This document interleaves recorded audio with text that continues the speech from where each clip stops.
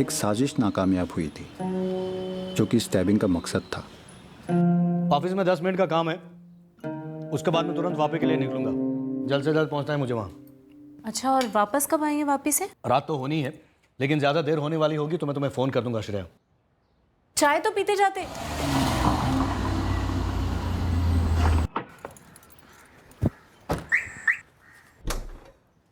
अजय, अजय। आया सर। जय श्री कृष्ण शरद भाई। हाँ, जय श्री कृष्ण। अच्छा सुन, मैं आज वापस जा रहा हूँ। हाँ। रात तक लौटूंगा। वो प्रदीप भाई को फोन करके पूछ लेना उनको, अगर कोई घर देखना हो तो। ठीक है। और अगर वो हाँ कहें तो 2-3 घर दिखा देना। ठीक है शरद भाई। लेकिन आज वो रजिस्ट्रेशन ऑफिस पर भी जाना है, वो चंद्रकांत भाई के लिए। हाँ, वो रजिस्ट्रेशन का काम भी कर देना। जी। और देख, तू सारे काम अप टू डेट किया कर, मुझे कोई भी पेंडिंग काम पसंद नहीं है, समझा? हाँ, निकल गया हूँ ऑफिस। हाँ, पहुंच रहा हूँ फटाफट।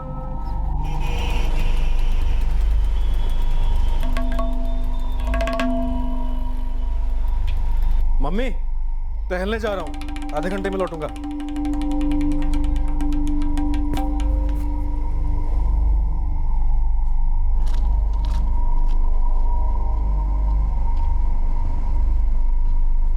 बिरजू भैया, ये चूना हल्के हाथ से लगाना और सुपारी कतरी। हाँ,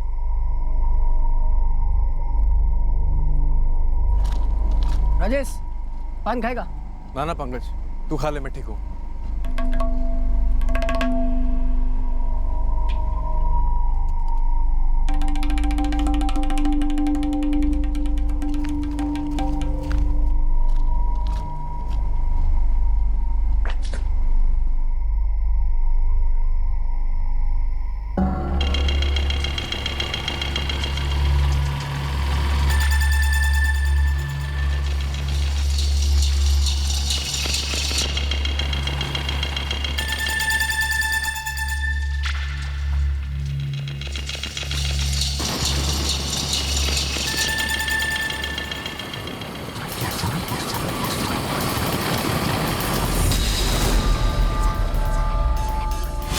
राजेश! राजेश! राजेश! रमेश भाई, रमेश भाई, रमेश भाई, किसी ने राजेश पर हमला कर दिया है। क्या? किसने किया हमला और क्या हुआ क्या, ये तो बताओ। पता नहीं रमेश भाई, वो परिमल रोड पर हुआ है हमला। कविता? पंकज राजेश को अस्पताल लेकर गया।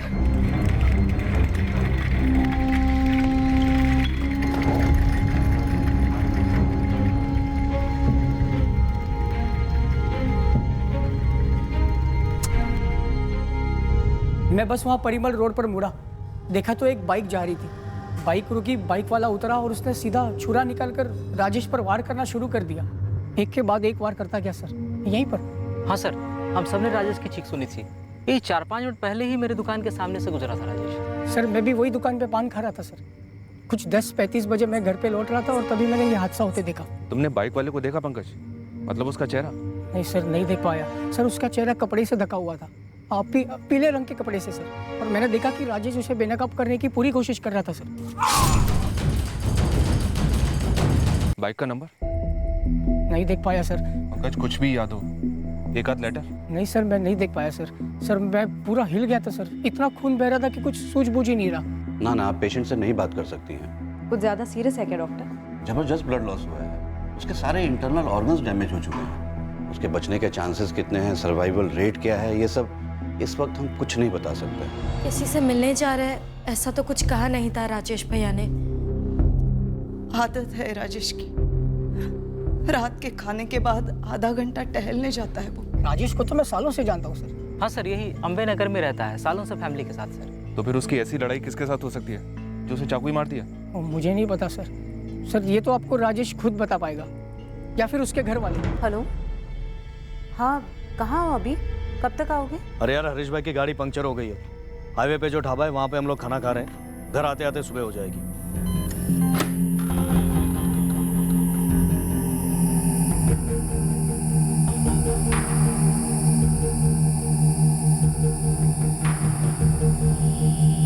मेरी बात तो सुनो सर। क्या साहब, कल रात में बाहर गया ही नहीं हूँ। अरे वो लोग किसी का भी नाम लेंगे और आप लोग ऐसे ही उठा के लेके जाएंगे। धक्का क्यों दे रहे हैं? सब जानवर क्या हम? अरे कहाँ लेके जा रहे हो हमें? मेरे दिमाग में एक ही नाम आ रहा है, अमित जोशी। अमित जोशी रहता कहाँ है? हमारे ही मोहल्ले में। उसका मेरे बेटे राजेश के साथ झगड़ा हुआ था। सर मेरी गाड़ी राजेश की गाड़ी को सिर्फ टच करके निकली थी और गर्मा गर्मी में तू में हो गई। सर दिमाग फुल टॉस हो गया क्या मेरा, जो छुरा घोप दूंगा। प्रीति, क्या तुम्हें भी यही लगता है कि अमित जोशी ने तुम्हारे भाई राजेश को चाकू मारा होगा? क्यों? तुम्हारे पिताजी तो दावे के साथ उसका नाम ले रहे हैं। पता नहीं मैडम, मुझे बस ऐसा लगता है कि अमित ऐसा नहीं करेगा। नहीं पहनता, क्या करेंगे आप? कुछ खास नहीं, जबरदस्ती बनाएंगे, तकलीफ होगी सिर्फ तुझे। साहिब मेरे पड़ोस में जतिन है, जतिन उदेशी दोस्त है मेरा।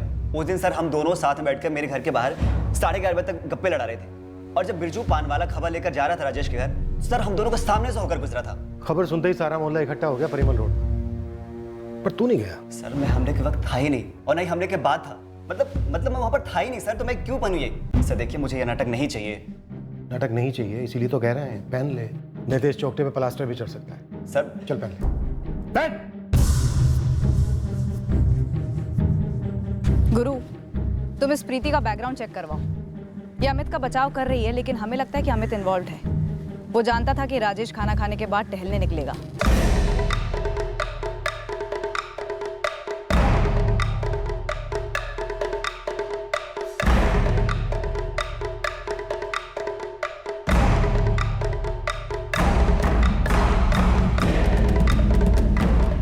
ये वो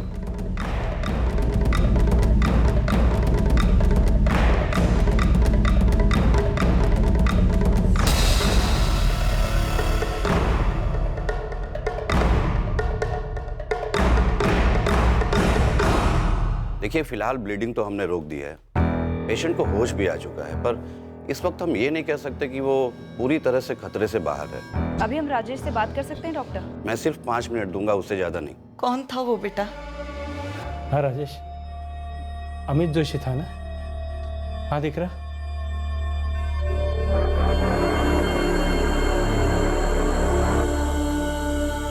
ना सर, मुझे नहीं लगता कि ये वो है। पक्का? अब बस भी करो ना साहब, वो ना कह रहा है और आप अब भी उसे हाँ बुलवा रहे हैं। सर, राजेश को होश आ गया है, बात करेगा। फैमिली वाले कह रहे हैं कि वो हमलावर को पहचानता है। मूव। अब मैं जा सकता हूँ? अभी नहीं भाई, उस राजेश को नाम तो लेने दे।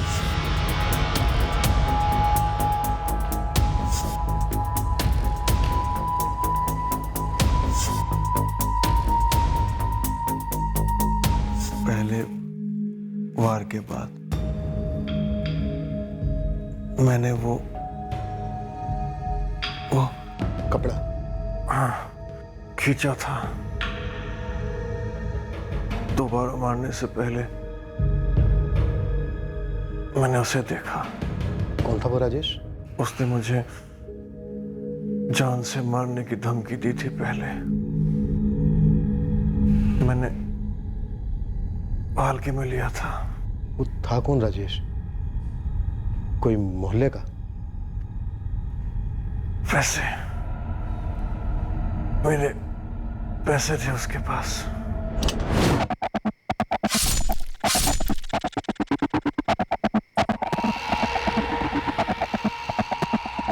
शरद भाई, शरद सोलंकी। पैसे हैं नहीं देने के लिए तो कहां से दूं भाई? शरद भाई, आपने कहा था कि आप 1 हफ्ते में पैसे दे दोगे। 2 महीने हो गए और आप मुझे अभी बता रहे हो कि आपके पास पैसे नहीं देने के लिए। अबे 25,000 रुपए के लिए रोज आके मेरे साथ माथापच्ची करेगा क्या? 25,000 रुपए की वजह से तेरी बहन प्रीति की शादी रुकने वाली है। अरे आप जैसे 8 लोग और हैं, मैं सबसे सारे पैसे इकट्ठा कर रहा हूँ, मिलाकर अच्छे खासे होते हैं। शादी जून में है, जून दूर नहीं, और आपको ऐसा मजाक लग रहा है? ए, आवाज नीचे। 25,000 रुपए देकर तूने मुझे खरीद नहीं लिया है, समझा ना? देखिए शरद भाई, मुझे मेरे पैसे वापस चाहिए, वरना देख लेना मैं क्या करता हूँ।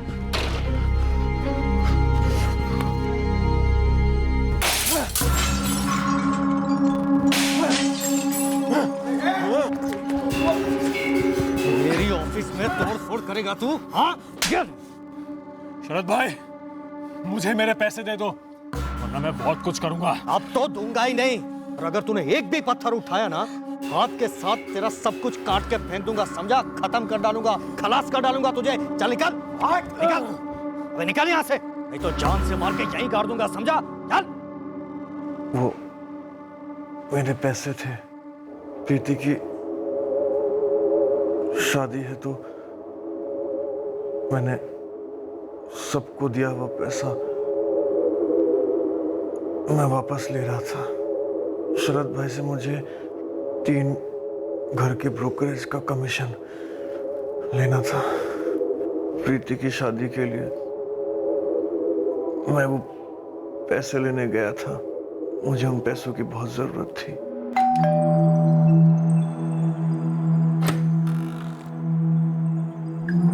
जी शरद सोलंकी, वो सो रहे हैं, क्या बात है? हम उन्हें उठाने आए। मैं इस कुर्सी पे बैठ जाऊं? क्या है, सुबह 5:30 बजे लौटा हूं, मेरी आंख भी ठीक से नहीं खुल रही है। राजेश पर हमला करने के बाद कहाँ छुप कर बैठा था तू शरद? आपने चढ़ा रखी है या उस राजेश ने चढ़ा रखी है? ज्यादा शाना मत बन, समझा? जितना पूछा जा रहा है उतना जवाब दे। पुलिस स्टेशन है ये। शाना तो वो बन रहा है राजेश मेरा नाम लेकर। मैं कल वापी गया था, आज सुबह लौटा हूं। मैं वडोदरा में था ही नहीं, और अगर वडोदरा में होता भी तो मेरा क्या दिमाग खराब हो गया ये सब करने के लिए? वो हम कर देंगे, दिमाग सब खराब कर देंगे तेरा। फटाफट बोल, बाइक किसकी थी, चाकू कहाँ पर है, और वो पीला कपड़ा कहाँ पर है जिससे थोबड़ा ढका था तूने तेरा? आप लोग मुझ पर इल्जाम डालकर किसी और का नाम ढकने की कोशिश तो नहीं कर रहे हैं? राजेश की हालत क्रिटिकल है, समझा? क्रिटिकल हो या पॉलिटिकल हो, मुझे उससे क्या लेना देना? नहीं, मैं मानता हूं मुझे उसे 25,000 रुपए देने थे, लेकिन जब मैंने उसे दिए तो उसने कहा कि मुझे अभी नहीं चाहिए, आप शेयर बाजार में इन्वेस्ट कर दो, तो मैंने कर दिए। अब शेयर के प्राइसेस 25,000 से गिरकर 3,000 पे आ गए, तो उसमें मैं क्या करूं? ये सब बताया उसने आपको?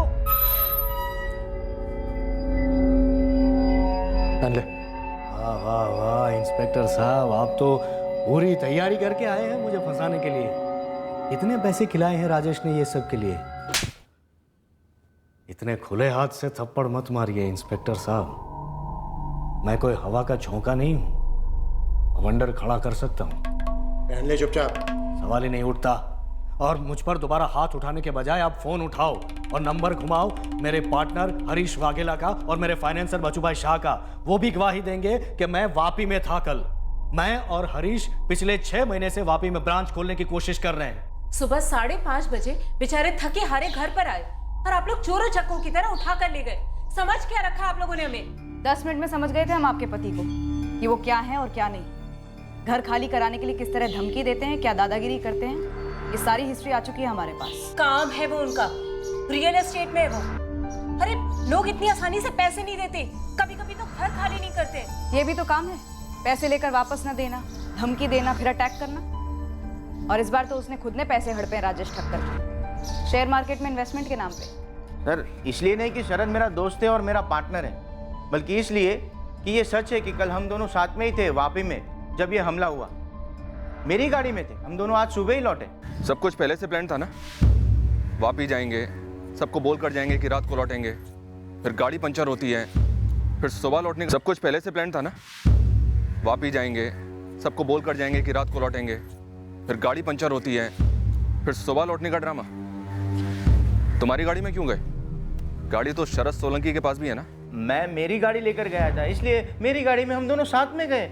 ऐसा कोई प्लानिंग नहीं था। सर आप क्या मुझे क्रिमिनल समझ रहे हैं क्या? सर शरद जैसा भी होगा, लेकिन इस प्लानिंग में मैं उसका साथ नहीं दूंगा। अरे हाँ साहब, आप बच्चू भाई को पूछिए ना, वापी में वो भी उधर ही थे।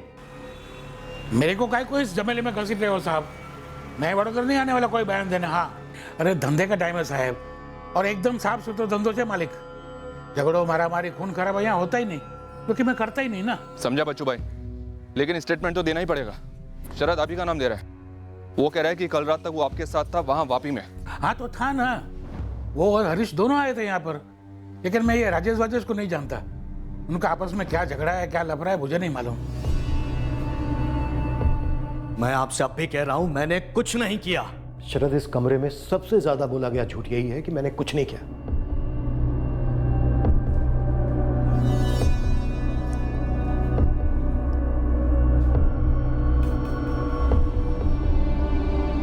सब क्या नौटंकी चल रही है? कौन है ये तोताराम गवाह जो आपका गाना गाएगा? है कौन ये? मेरी माँ भी बचपन में मुझे रोज धमकी देती थी साहब, लेकिन ऐसा थोड़ी होता है। धमकी दी तो बंदा करेगा। अबे ज्ञान नहीं चाहिए तेरा, वो है मेरे पास, मुझे सीधे सीधे जवाब चाहिए। उसने धमकी दी थी या नहीं? दी थी। और ये वापिस जाने वाला बहाना, ये प्लान था क्या? मुझे किसी भी प्लान वान के बारे में कुछ नहीं पता है। शरद भाई ने बोला कि वो वापिस जा रहे हैं, तो बस मेरे लिए उतना ही मतलब बनता है सर।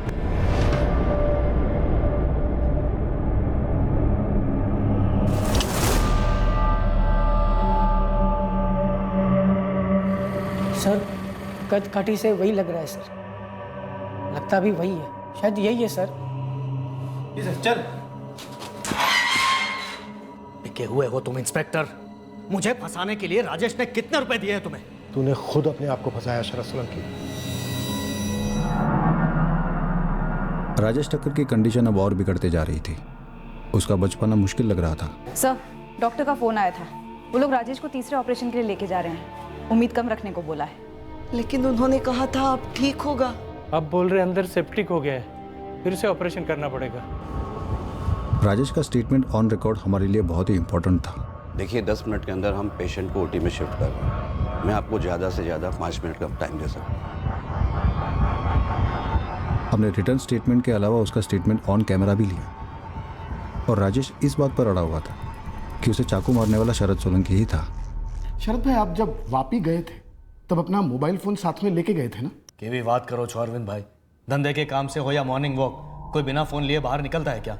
हाँ, और मैंने इन्हें फ़ोन भी किया था पूछने के लिए कि कब आ रहे हैं, तो इन्होंने बताया सूरत के आसपास कहीं हाईवे पे थे और हरीश भाई की गाड़ी पंचर हो गई थी तो ढाबे पे ये लोग खाना खा रहे थे। सब एक जैसा बोलेंगे जब भी बोलना पड़े। किसी के भी स्टेटमेंट में हेरफेर नहीं होनी चाहिए, ठीक है? 3 मार्च 2017 की रात मैं खाना खा के टहलने निकला था। सुनसान परिमल रोड में ये आदमी आकर मुझ पर चाकू से हमला किया। पहली बार के बाद मैंने उसके चेहरे का पीला कपड़ा खींचा था। मैंने साफ देखा था उस आदमी को। वो शरद सोलंकी है जिसने मुझे 25,000 देने हैं। मेरी बहन प्रीति की शादी के लिए वो पैसे मुझे चाहिए थे। राजेश ठक्कर ने ऑपरेशन टेबल पर दम तोड़ दिया। आपके पास मेरे खिलाफ कोई सबूत नहीं है तो फिर आप मेरी जमानत का विरोध क्यों कर रहे हैं? ये केस अब अटेम्प्ट टू मर्डर से मर्डर में तब्दील हो गया, पर शरद सोलंकी अपने बयान पर अड़ा हुआ था कि उसने राजेश ठक्कर को नहीं मारा।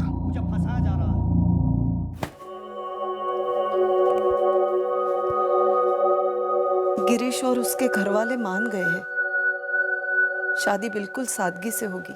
मम्मी, मेरे अंदर कुछ टूट सा गया है। ऐसे नहीं बोलते। राजेश का सपना था तेरी शादी अच्छे से हो, और इसके लिए वो मारे भी गए। हम सब दुखी है बेटा, अंदर से टूट गए हैं। पर राजेश की इच्छा थी जो कुछ भी हो तेरी शादी नहीं रुकनी चाहिए। मैंने थोड़े पैसे जेएस के पास रखे हैं। उसने वादा किया है कि वो 1 हफ्ते में लौटा देगा। जो भी हो पप्पा, प्रीति की शादी नहीं रुकनी चाहिए। काका ये 75,000 राजेश ने मुझे 60 दिए थे 15 ब्याज के। काका मैं इस समय बोलने का मतलब तो नहीं है, लेकिन बोलना चाहता हूँ मैं। ये राजेश को शरद भाई से पंगा नहीं लेना चाहिए था।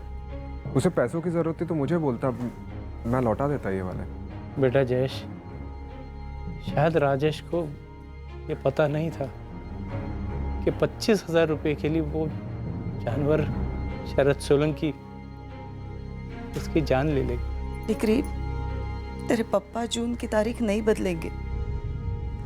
राजेश ने तय की थी, शादी उसी दिन होगी।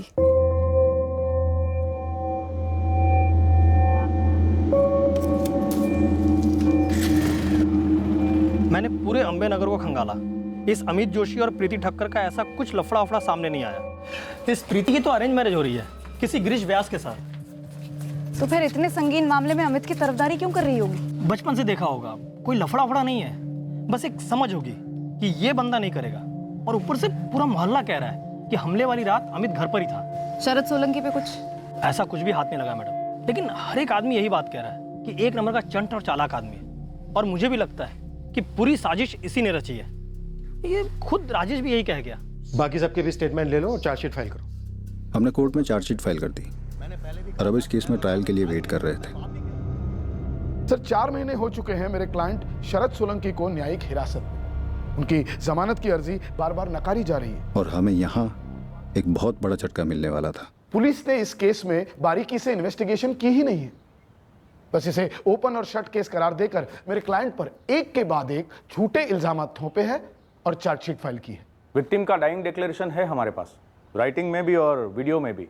कातिल को आइडेंटिफाई भी किया गया है और उसका नाम भी लिया गया है। योर ऑनर, विक्टिम और आई विटनेस इन दोनों ने हमलावर को रात के अंधेरे में देखा था, और वो भी चेहरा ढका हुआ हमलावर। अब अगर इस कोर्ट में मैं शरद सोलंकी के चेहरे पर एक पीला कपड़ा बांधकर उन्हें यहाँ लेकर आता हूँ तो यहाँ बैठे सभी लोग कंफ्यूज हो जाएंगे। सर गवाह बिल्कुल भी कंफ्यूज नहीं हुआ था, बल्कि इस केस में एक और सस्पेक्ट था, अमित जोशी, जिसका मुंह ढककर गवाह के सामने पेश किया गया, लेकिन गवाह ने उसे आइडेंटिफाई नहीं किया, बल्कि सिर्फ और सिर्फ शरद सोलंकी को ही आइडेंटिफाई किया। मेरे क्लाइंट शरद सोलंकी 3 मार्च 2017 के दिन और रात को वापी में ही थे, वडोदरा में थे ही नहीं। सर ये रहे उनके फोन रिकॉर्ड्स और ये उनके पार्टनर हरीश वाघेला और उनके फाइनेंसर बचूभाई शाह के statements. Your honour, cellphone Vapi में भी रखा जा सकता है। पार्टनर और फाइनेंसर के बयान झूठे भी हो सकते हैं। क्या पुलिस ने सूरत हाईवे के पास जो ढाबा है वहां पर वेरीफाई किया? नहीं किया। जबकि मेरी क्लाइंट की वाइफ श्रेया ने 4 तारीख को रात को 12:15 बजे मेरे क्लाइंट को कॉल किया था, जब वो वापी से लौट रहे थे और सूरत हाईवे के पास किसी ढाबे पर डिनर ले रहे थे। अब इस बात का जिक्र पुलिस की चार्जशीट में कहीं पर है ही नहीं। और सर एक और बात, उस मोटरसाइकिल का क्या हुआ जो कातिल ने कत्ल के वक्त इस्तेमाल की थी?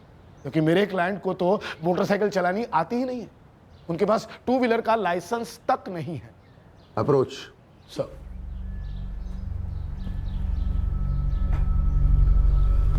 देखो, विक्टिम का डाइंग स्टेटमेंट एक मजबूत एविडेंस है, ये बात आप दोनों एग्री करेंगे, लेकिन फैसला सुनाने के लिए ये काफी नहीं है। सर पुलिस के पास अब ठोस और कुछ भी नहीं। ये जो इन्वेस्टिगेशन है वो भी बहुत कच्ची रही है सर। इस चार्जशीट के बेसिस पर इस केस को ट्रायल पे ले जाना और एक्यूज्ड को बेल ना देना, ये बात बनती नहीं है सर। इन्वेस्टिगेटिंग ऑफिसर को कल कोर्ट में पेश करो। आज के जमाने में फोन रिकॉर्ड्स को सबसे ठोस सबूत माना जाता है, ये साबित करने के लिए कि कोई व्यक्ति किसी लोकेशन पर मौजूद था या नहीं। आपने एक्यूज्ड की फोन लोकेशंस और एक्यूज्ड और उसकी पत्नी के बीच हुई बातचीत को फोन रिकॉर्ड्स के थ्रू वेरीफाई नहीं किया। क्यों? क्योंकि सर हमें मजबूत अंदेशा हो रहा था कि एक्यूज का वापी में होना, सूरत हाईवे पर होना, ये एक साजिश थी, प्लान था। फिर भी तहकीकात की कड़ियां जोड़ने के लिए आपको अपने हर अंदेशे को सबूत के साथ पेश करना था। सर विक्टिम ने मरने से पहले एक्यूज का नाम और कत्ल का मकसद दोनों साफ साफ बता दिया था। वो सब हम जानते हैं इंस्पेक्टर, लेकिन पीड़ित के बयान के अलावा इस केस से जुड़े हुए हर पहलू को वेरीफाई किया जाता है कि नहीं, ये पुलिस का रेगुलर प्रोसीजर है या नहीं है? है सर। ये कोर्ट इस केस को फिर से इन्वेस्टिगेट करने का ऑर्डर देती है। 3 हफ्ते के बाद हम इस केस को फिर से सुनेंगे। तब तक एक्यूज्ड, मैं संदिग्ध कहना चाहूंगा, संदिग्ध मौकाए वारदात पर मौजूद था, इस बात का ठोस सबूत आप पेश करेंगे इंस्पेक्टर। तब तक के लिए अदालत शरद सोलंकी को जमानत देती है।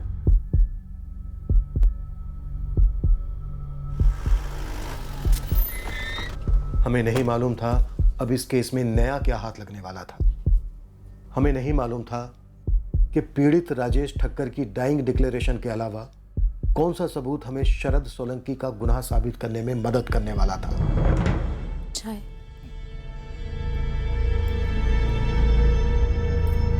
अविनाश भाई कह रहे हैं कि चिंता मत करो, लेकिन कैसे चिंता ना करो बताइए आप। चिंता मत कर श्रेया, कुछ नहीं होगा।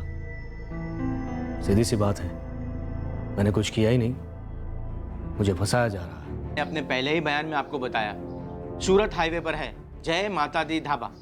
आप मुझसे दोबारा क्यों पूछ रहे हैं? यही जानने के लिए कि आपको कहीं ढाबे का नया नाम तो नहीं सूझ रहा है। मैंने आपको जो भी बताया उसमें झूठ का एक कतरा भी शामिल नहीं है। मेरी शरद के साथ सिर्फ और सिर्फ धंधे में भागीदारी थी। उसकी निजी जिंदगी के बारे में मैं कुछ नहीं जानता हूँ। शरद रात को 12:45 पर सूरत हाईवे पर हरीश वाघेला के साथ जहां तुमने डिनर किया था, उस ढाबे का नाम क्या था? जय माता दी ढाबा। हम जब भी वापस से लौटते थे हमेशा वहीं खाना खाते थे।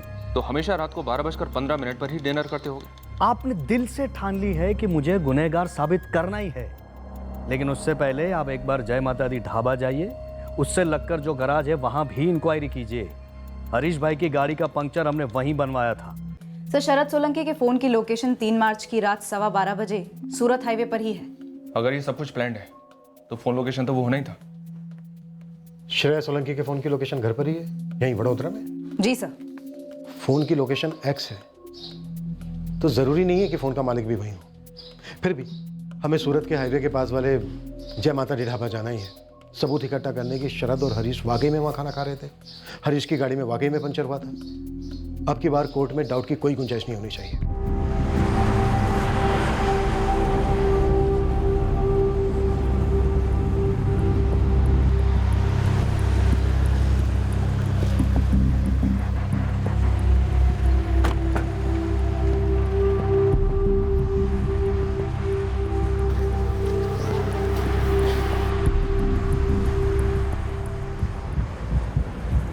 सर, इनके नाम तो याद नहीं है, लेकिन ये लोग अक्सर यहाँ रुकते हैं खाना खाने के लिए। अरे मैडम, कैसे याद रहेगा 5 महीने पहले का पंक्चर?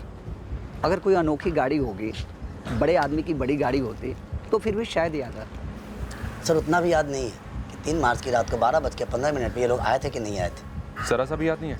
नहीं सर, सॉरी। मेरी याददाश्त पंक्चर होगी तो क्या हुआ मैडम?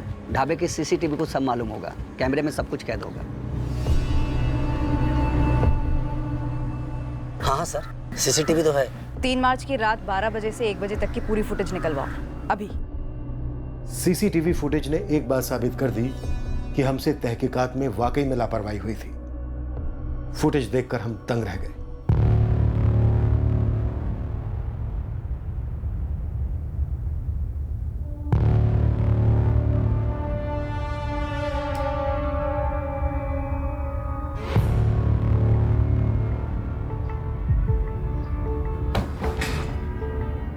सर, वडोदरा से सूरत हाईवे के पास वाले ढाबा तकरीबन 140 किलोमीटर दूर है। कम से कम 2.5 घंटा लगता है। सर, राजेश पर हमला हुआ रात को 11 बजे वडोदरा में, और शरद इस ढाबे पर था रात को 12:05 पर। सिर्फ 1 घंटा 5 मिनट में वडोदरा से इस ढाबे पर पहुंचना तकरीबन नामुमकिन है। सर, फुटेज में रात 12:15 बजे शरद फोन पर बात करता हुआ नजर आ रहा है। उसकी वाइफ का फोन था।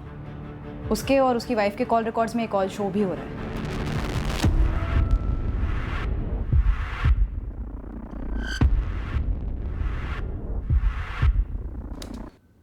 तो फिर मरते मरते राजेश ठक्कर ने शरद सोलंकी का नाम क्यों लिया?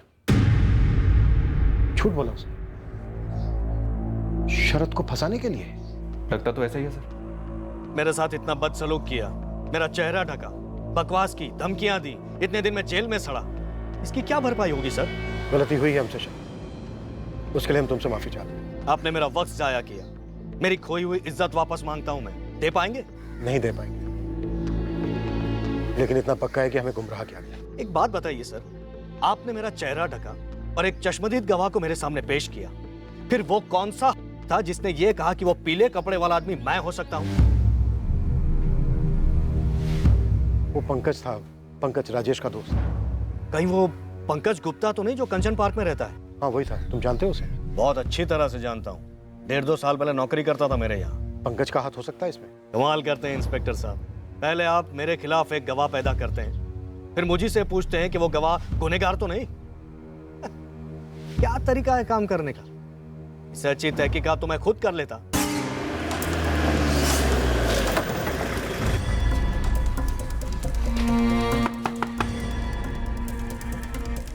पंकज गुप्ता को बुलाओ।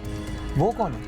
और तू कौन है? सर, मेरा नाम नितिन कुमार है और मैं यहाँ 3 महीने से किराए पे रह रहा हूँ। अपने मकान मालिक का फोन नंबर दे जल्दी।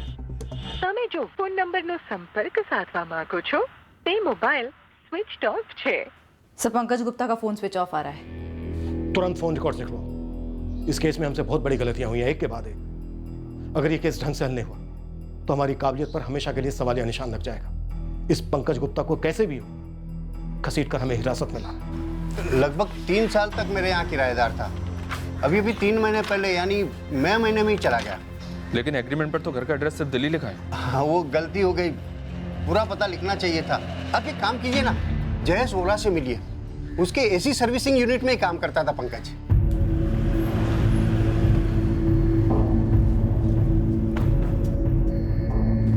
जयेश्वरा तुम ही हो? जी साहब, क्या हुआ साहब? ये पंकज गुप्ता ने नौकरी छोड़ दी क्या? साहब वो तो मई महीने में अपने घर चला गया था। दिल्ली? हाँ जी, दिल्ली। दिल्ली का एड्रेस है? नहीं साहब। क्या हुआ साहब? राजेश ठक्कर को जानते हो तुम? वही राजेश ना जिसका मर्डर शरद सोलंकी ने किया है ना। झोल है कुछ, और ये हमें पंकज से जानना है कि झोल क्या है। पंकज को मैं पिछले 1.5 साल से जानता हूँ, जब से उसने शरद भाई की नौकरी छोड़ी थी और मेरे पास काम मांगने आया था। इससे ज्यादा मैं उसके बारे में कुछ जानता नहीं हूँ साहब। ऐसा भी क्या हुआ था? राजेश का तो समझ में आता है, लेकिन पंकज आपको इसमें क्यों फंसाना चाहता था?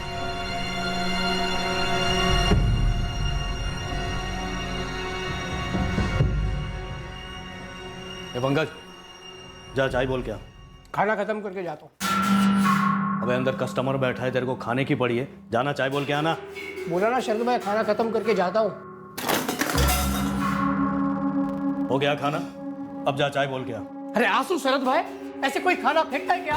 ये जो खाना तेरे मुंह में तू ठूस रहा है ना, वो मेरे पैसों से आता है। मैं उसे फेंक दूं या जला दूं, मेरी मर्जी। चल जा चाय बोल के आ।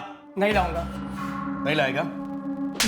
तेरा बाप तो नौकर छू, काम करता हूँ मैं यहाँ पे, नौकर नहीं उतरा। अबे निकलना यहाँ से, उठा तेरा टिफिन और भाग यहाँ से। अरे नहीं करना काम तेरे पास, चल साले। हाँ तो मत करना, उठा ये तेरा टिफिन, आज के बाद नजर नहीं आना मुझे। उस झगड़े के गुस्से में पंकज ने इतनी बड़ी साजिश रची। लोग गुस्से में क्या नहीं कर जाते, लेकिन राजेश को क्या फायदा हुआ अपने आप पर अटैक करवा के?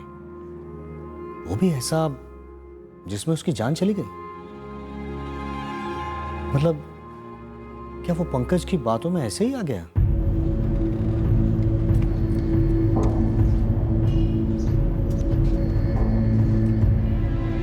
सर इस बार वाकई में हम लोग बहुत बुरी तरह चूके हैं। ये पंकज के फोन रिकॉर्ड्स हैं सर, पूरा कच्चा चिट्ठा इसमें है।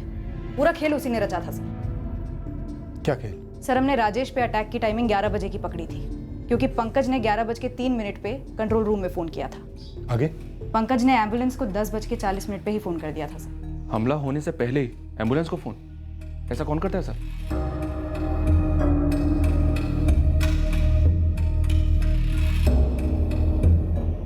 हेलो, यहाँ परिमल रोड पे अम्बेनगर के पास एक एम्बुलेंस भेजिए।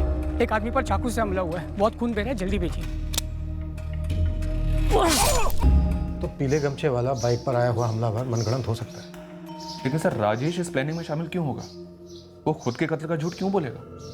शायद राजेश और पंकज के बीच में कोई साठगांठ हो, इस शरद सोलंकी को फंसाने के लिए। मतलब सिर्फ शरद को फंसाने के लिए राजेश ने खुद पर ऐसा हमला करवाया? राजेश ने झूठा बयान दिया? जी, शरद सोलंकी उस रात उस वक्त वडोदरा में था ही नहीं। पर क्यों? प्रीति, कविता जी, राजेश ने अपनी जान गंवाई, झूठा बयान दिया। क्या पंकज के साथ उसकी कोई साठगांठ थी? कैसी साठगांठ? मैडम मेरे भाई की जान गई है। ये तो पंकज गुप्ता ही बता सकता है, लेकिन राजेश के मरने के बाद से वो फरार है। हमें पता चला है कि वो दिल्ली का रहने वाला है। क्या आप लोग जानते हैं कि वो दिल्ली में कहाँ रहता है?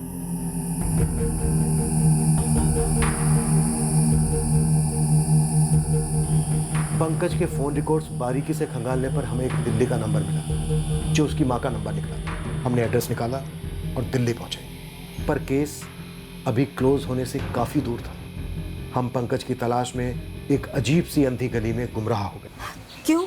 क्या किया है मेरे बेटे ने साहब? पंकज शायद किसी जुर्म में शामिल है। कहाँ है वो? वो मई महीने में आया था घर पे वडोदरा से, पूरा 1 हफ्ता रहा यहाँ, बिल्कुल मायूस। उसने घर से बाहर एक कदम तक नहीं निकाला था।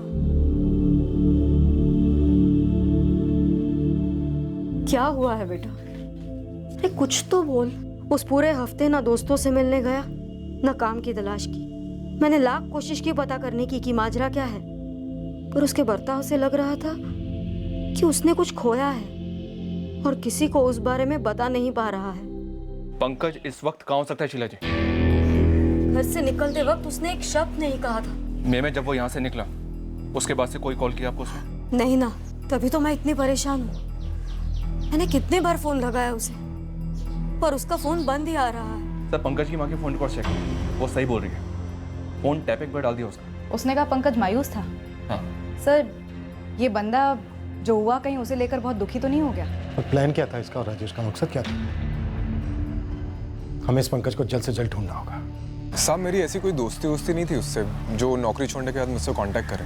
जयेश, मुश्किल घड़ी में इंसान हर किसी के दरवाजे पर दस्तक देता है। अगर तुम्हें उसका फोन आए तो उसे बोलना नहीं कि हम उसे ढूंढ रहे हैं, बस हमें इन्फॉर्म करना तुरंत। जी साहब ज़रूर, आपको बोलने की ज़रूरत नहीं साहब। साहब लेकिन एक बात समझ नहीं आ रही कि पंकज और राजेश ने ऐसा किया क्यों? जब तक पंकज हाथ नहीं लगता हमें इस साजिश का मकसद ही पता नहीं चलता, जिसमें मौत दो में से एक षड्यंत्रकारी राजेश ठक्कर की ही हुई थी। दूसरी ओर पंकज की मां का फोन 24 घंटे निगरानी पर था, पर पंकज ने एक बार भी उसे कॉल नहीं किया। हमारी दिल्ली की टीम ने पंकज को खोजने में कोई कसर नहीं छोड़ी, पर कोई भी लीड हाथ नहीं लगी। समय गुजरता गया। हमें अब ऐसा महसूस होने लगा कि शायद पंकज कभी हाथ नहीं आएगा। साजिश फेल होने की मायूसी में, या फिर वो कहीं और जाकर बस गया था, अपनी मां से भी दूर, या फिर कुछ और ही हुआ था। ये हमें पता चला पंकज की खोज के 6 महीने होने के बाद, जब जुर्म को 1 साल हो गया था। आखिरकार पंकज हमें मिल गया जब वो खुद से अपने घर लौटा।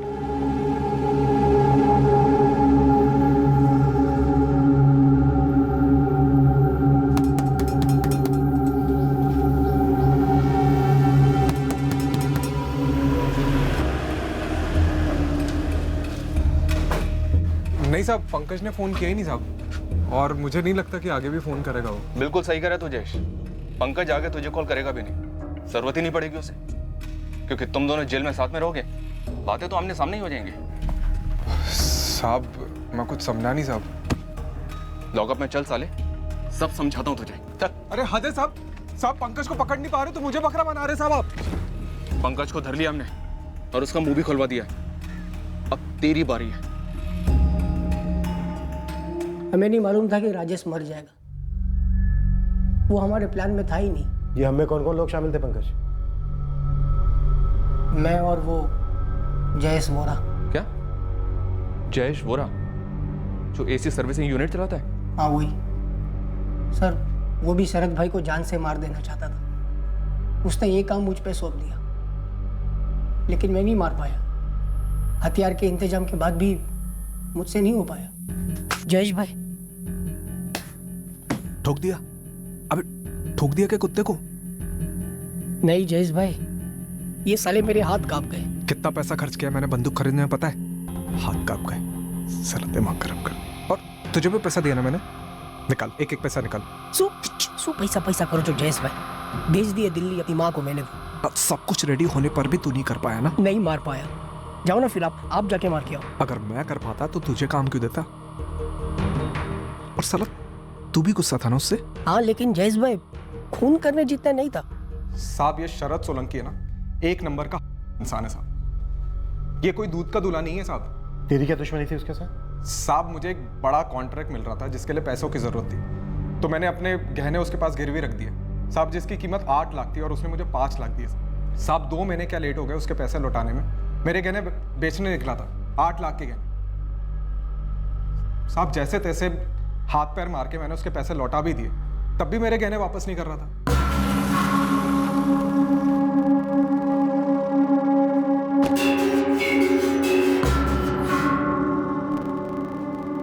ये सब तूने किया ना?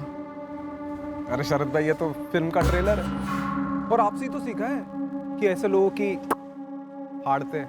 पुलिस तुझे फाड़ेगी। अरे शरद भाई, पुलिस वो कुल्हाड़ी है जो आप अपने पैरों पर मार रहे हैं। पुलिस मेरी फाड़ेगी ना तो मैं भी तो अपना मुंह फाड़ूंगा। मैं भी तेरा नुकसान कर सकता हूँ। वो जब आप कल आएंगे ना यहाँ पे तब दिख जाएगा। आज तो बोर्ड उतारा है नीचे, लॉक चेंज किया, कल का पूरा प्लान है। आपकी एक एक क्लाइंट को फ़ोन करके बता दिया जाएगा कि आपका धंधा चौपट हो गया, आपके सारे पैसे डूब चुके। फिर देखना यहाँ पे कैसी लाइन लगती है और आपके कपड़े कैसे फटते हैं। मैंने आपका पूरा पैसा लौटा दिया, अब आप भी मेरे गहने लौटा दो और किस्सा ख़त्म करो, वरना 8 लाख के चक्कर में आपका दुगना नुकसान कर सकता हूँ। साहब, मैंने फिल्मों वाले गुंडों के जैसे उसको धमकाया, तब जाके उसने मेरे गहने वापस किए। साहब, ये एक नंबर का लीचड़ हरामखोर आदमी है साहब। तो इस सब में राजेश को बलि का बकरा क्यों बनाया? बलि का बकरा बनाने का कोई प्लान ही नहीं था साहब, सब गड़बड़ हो गया बुरी तरह। राजेश को भी शरद भाई से रंजिश थी, जयेश भी बदला चाहता था और मैं भी उसे तड़पते देखना चाहता था।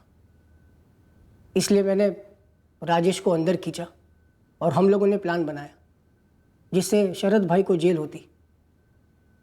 सर, हमारा मकसद सिर्फ इतना ही था कि ये कुत्ता जेल जाए और सड़े वहां बस। देख राजेश, तू डर मत, बिल्कुल मत डर।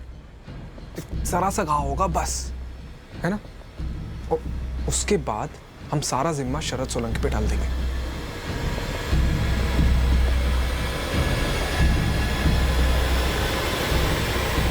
मैं तैयार हूं, लेकिन मुझे 50,000 चाहिए। प्रीति की शादी के लिए जितना इकट्ठा हो सका मैंने किया, बस 50,000 और हो जाए तब मम्मी पापा दोनों चैन से जिएंगे। लेकिन साला ये शरद पहले से मेरे 25,000 खा बैठा है। हाँ, तो तभी तो बोल रहे हैं, हम तीनों मिलकर उसको सबक सिखाएंगे ना। और देख, 50,000 मैं तुझे दूंगा, ठीक है? बस एक बार ये शरद सोलंकी को हथकड़ी लग जाए बस। टहलने जा रहा हूं, आधे घंटे में लौटूंगा। पूरी प्लानिंग 3 मार्च की रात के लिए की गई। राजेश रोज की तरह खाना खाने के बाद टहलने निकला, पर इस बार साजिश के तहत वो पान की दुकान के सामने से गुजरा जब पंकज भी वहीं था, ताकि बिरजू गवाह बन सके और पुलिस को एक रोजमर्रा की रात की कहानी बताए, जो दरअसल एक क्रिमिनल षड्यंत्र था शरद सोलंकी को फंसाने का। हाँ पंकज, शुरू हो जा, चल निकालना छुरा। देख पंकज, संभल गया, वो ऊपर से बिल्कुल हल्के से। हाँ हाँ अबे, हाँ अब रुक मत ना, छुरा चला, एम्बुलेंस आने के पहले खत्म करना चाहिए। सही किया, अभी जैसा प्लान किया ना वैसा करेंगे, ठीक है? जयेश मर जाएगा कभी ये सोचा ही नहीं था सर। हाँ साहब, वो ये भी नहीं सोचा था कि उसी रात शरद वडोदरा में नहीं होगा। पता होता तो किसी और दिन प्लान करते। शायद करते साहब, लेकिन एक बात बोलूं, मैंने अपना वादा निभाया। ये राजेश के घर वालों को मैंने 50,000 रुपए दी, दरअसल उससे ज्यादा ही दिए साहब, 75,000 दिए। दिल क्या पाप, झाड़ दिया पल्ला। इतना भद्दा और बेवकूफी भरा प्लान बनाया और इतना खतरनाक भी।